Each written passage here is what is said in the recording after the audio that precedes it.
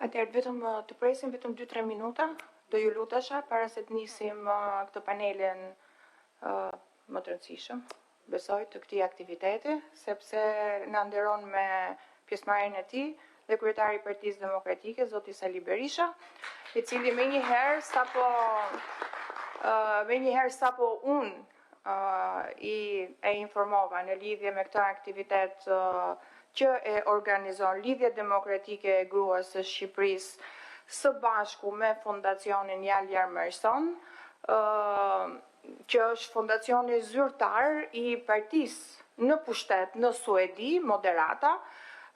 Dua edhe një herë në emër të Lidhjes Demokratike të Gruas të falenderoj fondacionin që në momentet më të vështira për Partinë Demokratike, Lidhjen Demokratike dhe Forumin Rinor na është gjendur pranë. Pra, miq të vërtet, jo vetëm në ditë të mira, por në ditë të vështira për Partinë Demokratike, kanë qenë ndër të vetmit që kanë qenë pranë nesh dhe kanë besuar në kauzat tona.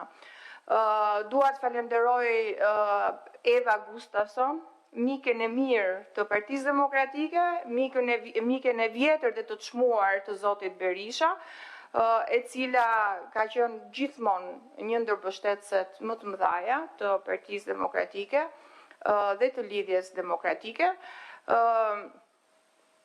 Po ashtu, dua të falenderoj pra në emrin tuaj dhe edhe një herë zotin Berisha që gjeti kohën sot në ditë të shtunë, ndërkohë që ka edhe aktivitetet të tjera shumë të rëndësishme të opozitës dhe Partisë Demokratike, vendosi që të vinte dhe t'i kushtonte një pjesë të ditës këtij aktiviteti. Dhe duke pasur parasysh që ju jeni heroina, ju në ditët më të vështira si këto të tanishmet jeni me ne, keni bërë fushat fantastike, na pret një fushat shumë e vështirë tani e zgjedhjeve lokale të pjesshme dhe jam e sigurt që gjithë secila prej jush do mobilizohet së bashku me strukturat e tjera të grave dhe pse jo, t'i kthejmë disa bashki fituese të Partisë Demokratike dhe të opozitës. Faleminderit shumë që jeni këtu sot dhe falenderoj edhe një herë me mirënjohje zotin Berisha që sot na ka nderuar me pjesëmarrjen e tij.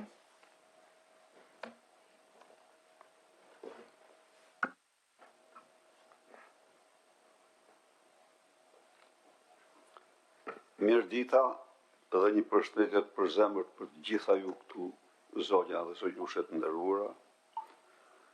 Një përshëndetje të veçantë kam për Albanën, për organizimin e kësaj konference dhe punën e saj të palodhur që bën. Një mirënjohje të veçantë kam për Fondacionin Jaljar Merson, presidenten e tij Eva Gustafson, mikeshë e çmuar e Partisë Demokratike. Mirënjohje të veçantë kam për të nderuarën zonja Margaret Sederfield, për zonjën Wickland, për zonjën Liborg, të pranishme në këtë konferencë të shumë të rëndësishme dhe për mbështetjen shumë të rëndësishme që i japin Lidhjes Demokratike të Gruas, Partisë Demokratike për pjekjeve tona në kushtet shumë të vështira që veprojmë sot.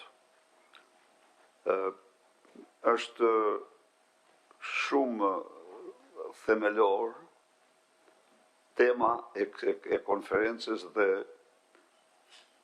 trajtimi i rolit të gruas në shoqërinë shqiptare.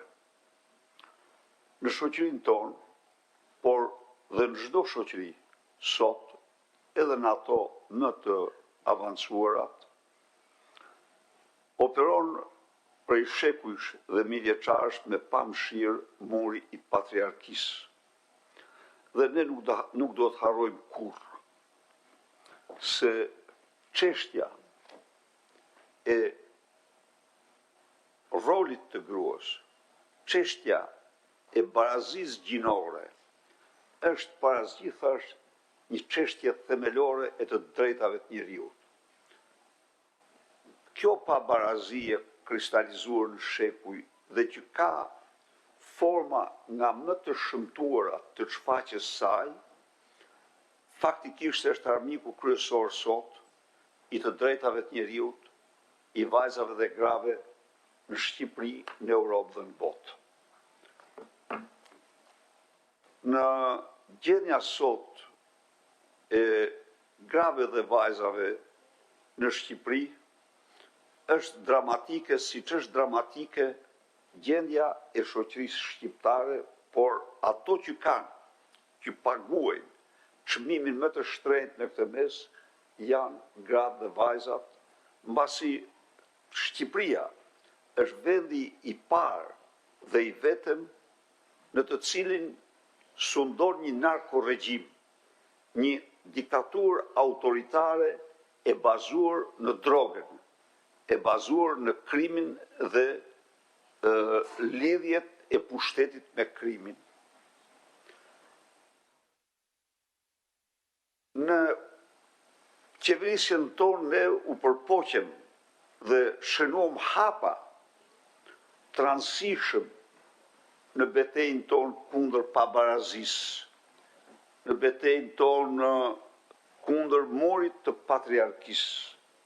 E kam theksu dhe theksoj, ne arritëm që nga një diferencë për 36% në pagat që ekzistonin midis burrave dhe grave, ta ngushtojmë këtë diferencë në 17,8%.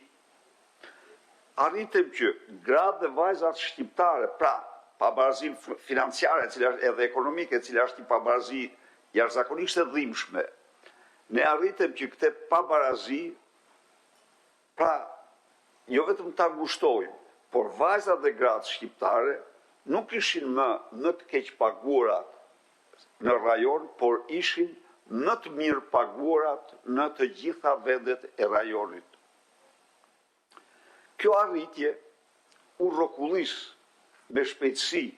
Sot ato janë punojëset, punëtorët, ekspertët në të keq paguara në gadishurin e Ballkanit.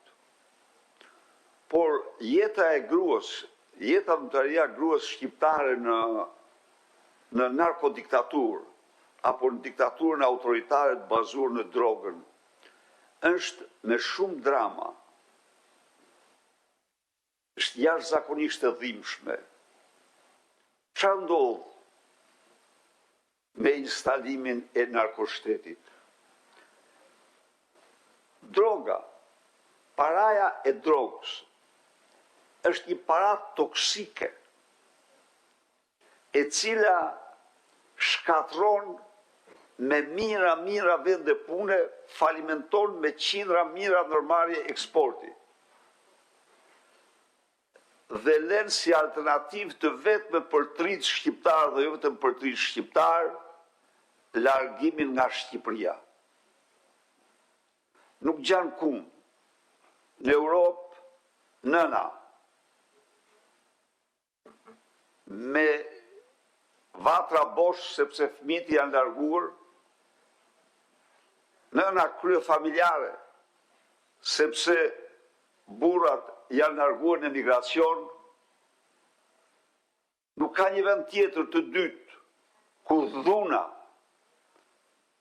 ndaj grave të ketë këtë agresivitet që ka në Shqipëri,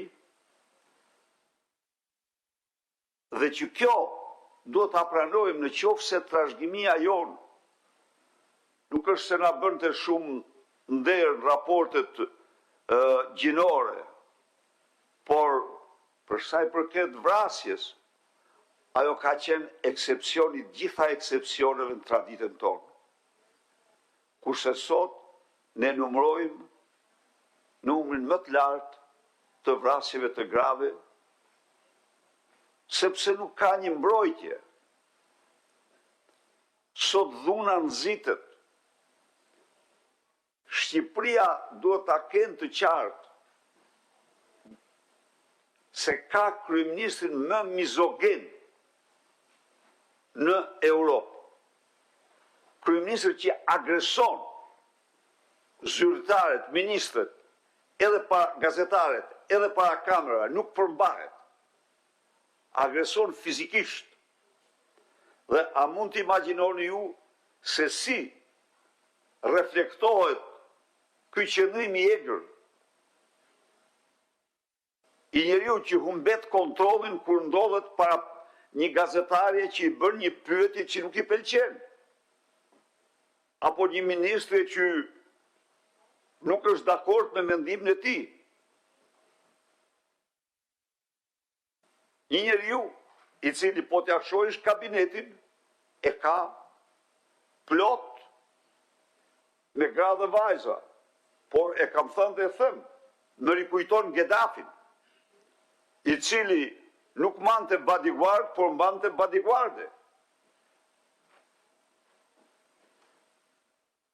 A i dëgjoni në njëherë ju, a i dëgjoni njëherë shqiptar këto zonja të nderuara, të shqiproj njëherë fjallën në parlament fjallën familje, të shqiproj njëherë në parlament fjallën grua shqiptare, vajzë shqiptare, nën shqiptare, as njëherë, si kur janë të gjitha robot. Nuk ekzistojnë. Shtetrohen në mënyrë të paimagjinueshme, në vend se t'jenë promotore, avokatët fuqishme të mbrojtjes lirive të drejtave të grave, rolit tyre të vërtet, ato shtrohen në automate që i thurin lavde dhe hymne, kujt? Njeriut më mizogen, kryeministit më mizogen të Europës. Është kjo e vërteta. Ministrë shtetësie për rjedhoj do t'jetë një përparësi absolute për të nga vetë ndjesit e saj, ndjet e saj, shëndeti fëmijëve dhe grave. Janë qëllimet e saj, e Manastriliut dhe pasardhësës, janë absolutisht në konventa ndërkombëtare, qëllimet e saj ndaj grave të smura, me forma maligje smundjesh, ngjiten në nivelin e krimeve kundër njerëzimit. Takspaguesit pagojnë aparaturat moderne, ato rrinë të papërdorura vitet të tëra ose të prishura vitet të tëra dhe nuk mjekohen dot. Të smurat nuk mjekohen, nuk marrin dot mjekimin e brakioterapi dhe metoda tjera mjekimi. Çfarë tregojnë kontrollet? Me mira ilaçet të berat skaduara.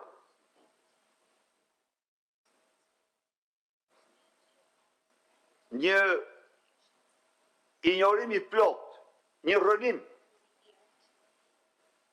i një sistemi i cili nuk është e lehtë të konsolidohet, por është plotësisht e mundshme. Dhe këtë rënon korrupsioni, sepse ministria paguante 3-4 herë në shtret të gjitha objektet, të gjitha materialet që mblinte në epideminë e Covid, në pandeminë e Covidit, ndaj dhe ne përfunduam me vdekshmërinë në 3-4 kombet me vdekshmërinë më të lartë në Europë dhe në botë. Pra, nuk do thot fasada është njëra anë, po fasada është jashtëzakonisht e dëmshme. Partia Demokratike beson shumë në forcën, ekspertizën, guximin dhe rolin e grave.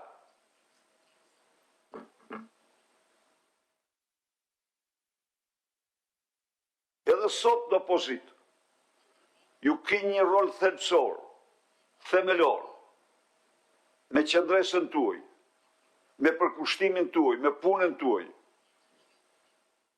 Thash, ne jemi në kushtet e një narkoshteti. Dhe për mikeshat tona që janë këtu, sot fal lumejve të eurove që futën në Shqipëri. Euro është vlerësuar në masën 30-35%. Eksportet kanë rënje dyshifrore, Prodhimi industrial është në recesion, prodhimi bujqësor është në recesion, po të gjitha këto nënkuptojnë shkatrimin e mira vendeve të punës. Ka një sektor që këtu është në kulm dhe është 3 herë me i lartë se në mesatarën e Europës, është ndërtimi. Sepse baronët e drogës, kartelet e drogës të Shqipërisë dhe të tjera lajnë paratë e tyre në ndërtime në Shqipëri.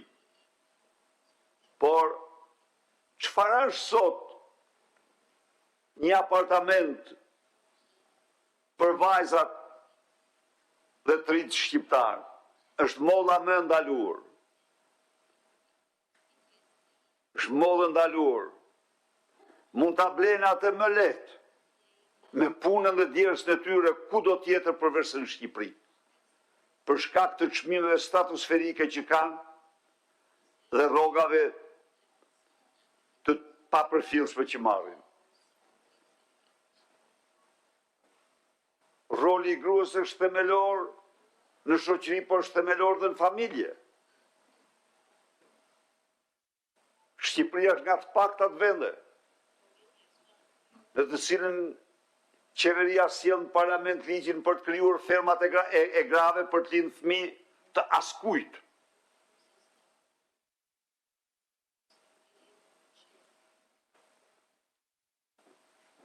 Gjithë kjo situatë është e vështirë, duhet ta pranojmë, por është gjithashtu dhe motivuese.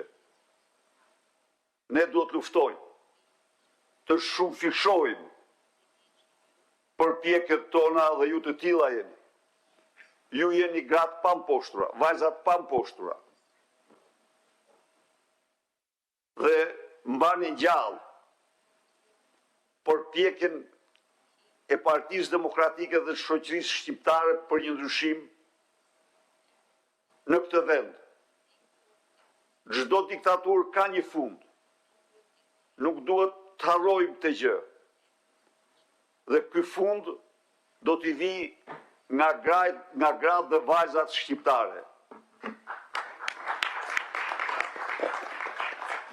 Edhe njerë, ju fanoj shumë për të gjithë kontributin dhe ju uroj suksese dhe të shfrytëzoj rastin dhe unë të bëj thirrje të gjitha vajzave, nënave, motrave që këtë muaj dhe në vazhdim të kenë kujdesin maksimal ndaj një patologjie, ndaj një smundje, e cila gjëja më e madhe është të parandalohet, të kapet në fazat më të para dhe të mjekohet, pra të bëhemi mjek të vetes sonë. Faleminderit.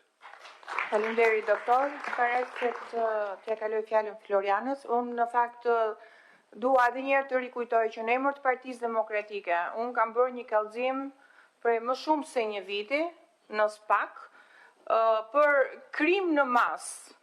Kam kallëzuar Edi Ramën, Ogerta Manastiriun, Ilir Beqen dhe kështu me radhë gjithëvendës ministra drejtuesit e spitalit të QSUT-s. Nëse do funksionon